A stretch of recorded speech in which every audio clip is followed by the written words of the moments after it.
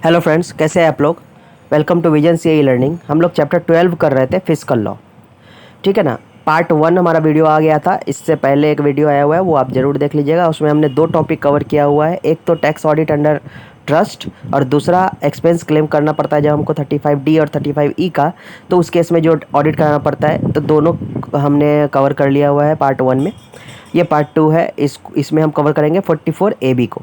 44AB को पढ़ने से पहले हमको कुछ चंद बातें हैं वो ध्यान में रखना पड़ेगा। सबसे पहला बात ये कि टैक्स ऑडिट 44AB के अंदर में अगर आप फॉल करते हैं, कुछ 4-5 कंडीशन दिया हुआ है, उस कंडीशन में अगर आप फॉल करते हैं तो ही जाकर के आपका टैक्स ऑडिट होता है।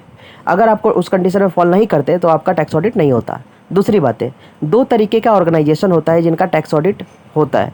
पहला वो ऑर्गेनाइजेशन जिसका टैक्स ऑडिट भी है और साथ ही साथ उनका किसी और एक्ट के अंदर में स्टैट्यूटरी ऑडिट भी होना संभव है। दूसरा वैसा ऑर्गेनाइजेशन जिसका टैक्स ऑडिट तो होगा लेकिन किसी अदर एक्ट के अंदर में उनका ऑडिट नहीं होने वाला है। ठीक है ना, यानी स्टैट्यूटरी ऑडिट उनका नहीं है। तो बेसिकली 3 तरीके के फॉर्म होते हैं, फॉर्म 3CA, फॉर्म 3CB और फॉर्म 3CD। इसमें अगर किसी भी ऑर्गेनाइजेशन का टैक्स ऑडिट है और उसके साथ साथ उसके पास स्टैट्यूटरी ऑडिट रिपोर्ट भी है तो हम 3CA फॉर्म इशू करते हैं। ठीक है। अगर टैक्स ऑडिट किसी ऑर्गेनाइजेशन का है और उस ऑर्गेनाइजेशन का किसी अदर एक्ट में ऑडिट नहीं होने वाला तो उस केस में हम फॉर्म 3CB इशू करते हैं। और एक जो फॉर्म होता है 3CD, वो दोनों ही केस में इशू किया जाता है। अगर टैक्स ऑडिट होगा तो 3CD तो इशू होगा ही होगा, लेकिन 3CA और 3CB के लिए ये कंडीशन फुलफ़िल करना होता है। ठीक है ना। तो ये चीज़ आप ध्यान रखिएगा। अब आ जाते हैं हम सेक्शन 44AB पढ़ने के लिए। तो फिर सेक्शन 44AB के अंदर में ही 5 कंडीशंस है जिसके अकॉर्डिंग हमको टैक्स ऑडिट कराना पड़ता है। यानी अगर किसी भी कंडीशन में अगर हम फॉल करते हैं तो हमें टैक्स ऑडिट कराना पड़ता है। अब इस 44AB को पढ़ने के लिए हमें कुछ सेक्शंस का रेफरेंस भी देना होता है, यानी कुछ सेक्शन के बारे में हमें पता होना चाहिए। जैसे section 44AD, section 44ADA, section 44AE, section 44BB और BBB। ठीक है ना। तो इनमें से 2 सेक्शन ऐसे हैं जिसका रेफरेंस डायरेक्टली एग्जाम में पूछ लेता है, जो कि है सेक्शन 44AD और सेक्शन 44ADA। तो ये सेक्शन को मैं थोड़ा सा एलेबोरेट करके बता दूंगा, एक्सप्लेन करके बता दूंगा। उसके बाद डायरेक्ट हम जो सेक्शन 44AB के अंदर में 5 कंडीशन है उस पर हम आ जाएंगे। ठीक है ना, कि 44AB के अंदर में जो 5 कंडीशन है उसमें अगर हम फॉल करते हैं तो हमारे ऊपर टैक्स ऑडिट होगा। तो वो कौन सा कंडीशन है वो हम फिर पढ़ेंगे। तो पहले हम 44AD पढ़ लेते हैं और 44ADA के अंदर में जो कंडीशन है वो पढ़ लेते हैं। तो 44AD बेसिकली क्या बोलता है, वो 44AD किसी भी ऐसे दुकानदार या ऑर्गेनाइजेशन के बारे में बात करता है जो बिजनेस कर रही होती है, बिजनेस और प्रोफेशन कर रही होती है, उसके बारे में बात करने का काम करता है। सेक्शन 44AD में 2 बातें लिखी हुई है। एक तो टर्नओवर का एक लिमिट लिखा हुआ है और दूसरा क्या लिखा हुआ है कि आपको इनकम अपना कितना डिस्क्लोज करना पड़ेगा।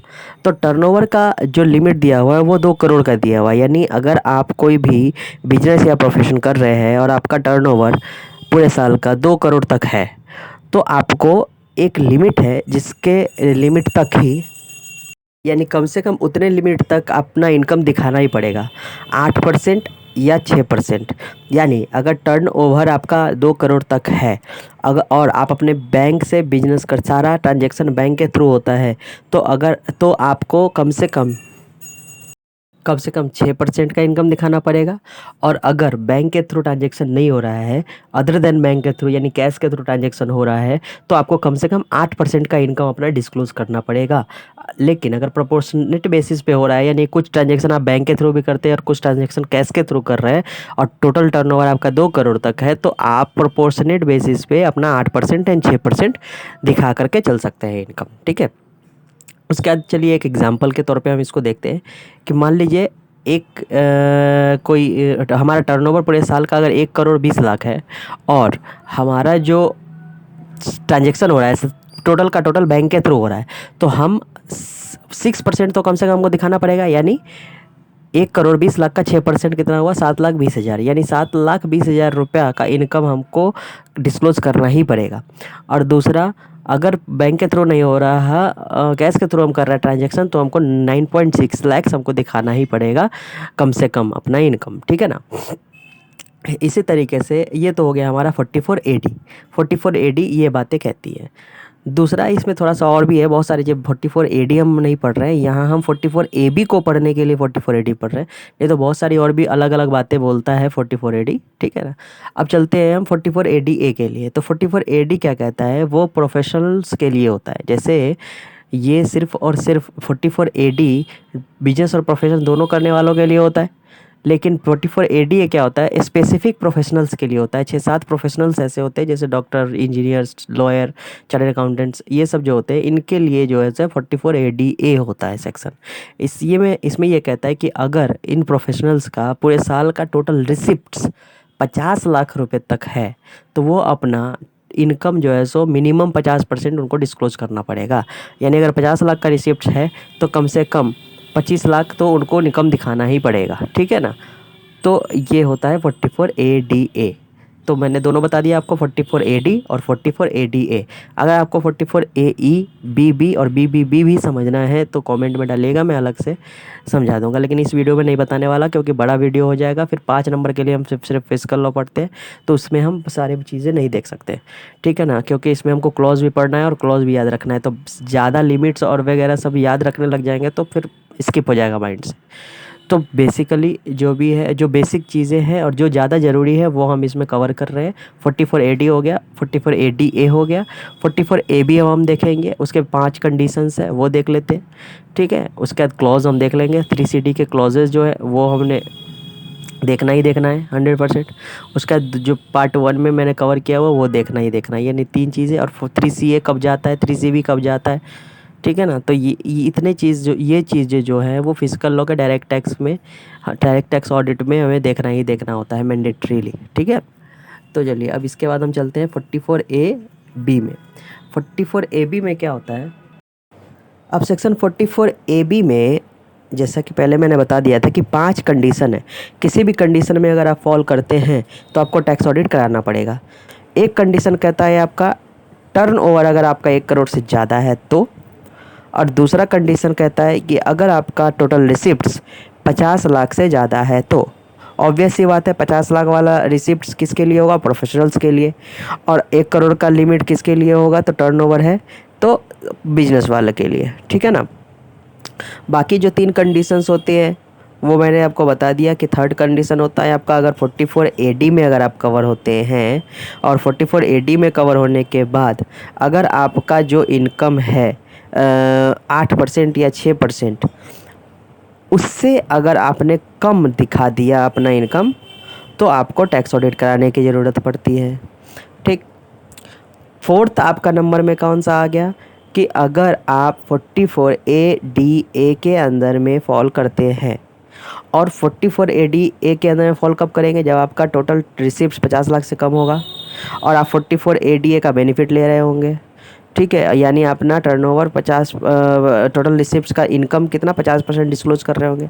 लेकिन 44ADA में फॉल करने के बावजूद भी अगर आप अपना जो रिसिप्ट्स हैं उसके 50% से कम इनकम डिस्क्लोज कर रहे हैं तो आप इसके अंदर में फॉल कर जाएंगे और आपको टैक्स ऑडिट कराने की ज़रूरत पड़ेगी, ठीक।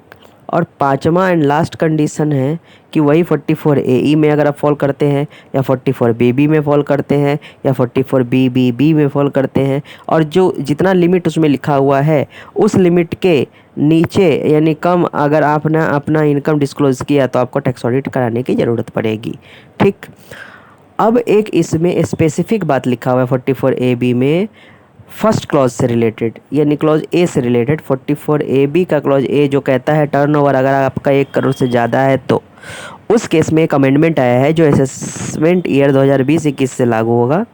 उसमें यह कहता है कि आपको टैक्स ऑडिट के केस में अगर आपका टर्नओवर 1 करोड़ से ज़्यादा है तो कराने की ज़रूरत थी टैक्स ऑडिट, लेकिन अब वो 1 करोड़ का लिमिट 5 करोड़ बना दिया गया है। 5 करोड़ का लिमिट तब आप देखेंगे जब आपका कैश रिसिप्ट या कैश पेमेंट जितना भी टोटल टर्नओवर है उसके 5% से कम होगा। अगर आपने कैश में लेन देन टोटल रिसिप्ट्स के 5% से कम में किया है तो आपको टैक्स ऑडिट के लिए 5 करोड़ का टर्नओवर देखना पड़ेगा। लेकिन अगर आपने टोटल रिसिप्ट्स कैश में या टोटल पेमेंट कैश में जितना भी आपका टर्नओवर है 1 करोड़ से ज़्यादा है और उसके 5% से ज़्यादा में कर लिया तो आपका टैक्स ऑडिट करने की लिमिट 1 करोड़ ही देखी जाएगी। यानी लेट से हमको क्या देखना है, पहले तो देखना है कि रिसिप्ट आपका टोटल कितना है। मान लीजिए 2 करोड़ का रिसिप्ट है टोटल, ठीक है। उसके बाद हम देखेंगे कि कैश में कितना किया हुआ है। तो 2 करोड़ का अगर 5% से कम किया होगा तो हमें टैक्स ऑडिट करने की ज़रूरत नहीं होगी। इसलिए नहीं होगी क्योंकि यहाँ पे टैक्स ऑडिट के लिए लिमिट मेरा 5 करोड़ का देखा जाएगा टोटल टर्नओवर का।